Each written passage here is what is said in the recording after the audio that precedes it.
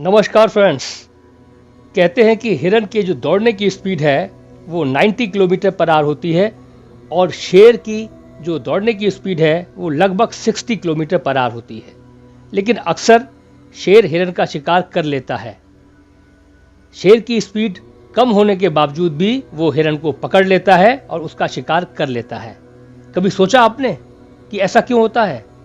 Yes, इसमें शेर की काबिलियत तो है ही, लेकिन उससे ज़्यादा हिरन की अपनी कमजोरी की वजह से वो मारा जाता है।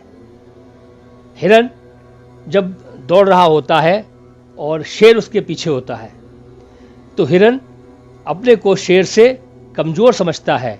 वो मानता है कि वो उससे कमज़ोर है, इस कारण वो बार बार पीछे मुड़ मुड़ कर देखता है कि कितना निकट आ गया है शेर मेरे, और ऐसा होने से उसकी स्पीड भी कम हो जाती है और उसका हौसला भी कम हो जाता है और अंततः वह शेर के द्वारा मारा जाता है। हिरन अपनी एबिलिटी कम होने की वजह से नहीं मारा जाता।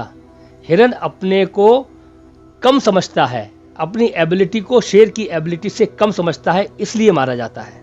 जो भी अपने को कम समझेगा उसकी एबिलिटी जितनी है उससे भी कम हो ही जाएगी। एक और महत्वपूर्ण बात है कि शिकार के समय हिरन भयग्रस्त होता है जबकि शेर कॉन्फिडेंस से भरा हुआ होता है। हिरन का भयग्रस्त होना, शेर का कॉन्फिडेंट होना, यही कारण है कि शेर कम स्पीड के बावजूद भी हिरन को पकड़ लेता है। फिलहाल इस कहानी से हमको क्या शिक्षा मिलती है, जरा गौर फरमाइएगा। पहली शिक्षा तो ये मिलती है कि अपने को कमज़ोर मानकर अपनी एबिलिटी को हम कम ना करें। जब हम अपने को कमज़ोर मानते हैं तो जो काबिलियत हमारे पास होती है वो कम हो जाती है। दूसरी, सदैव भय से बचें, फियर से बचें। फियर जो है वो आपकी काबिलियत को आपसे दूर कर देता है। तीसरी बात, जब आप कॉन्फिडेंस से भरे हुए होते हैं तो आपकी एबिलिटी और बढ़ जाती है, आपकी परफॉर्मेंस और बेहतर हो जाती है। हौसला अपना हमेशा ऊंचा रखिए। एरोडायनेमिक्स कहती है कि भौरा उड़ नहीं सकता क्योंकि उसका वजन बहुत ज़्यादा होता है और पंख बहुत छोटे होते हैं।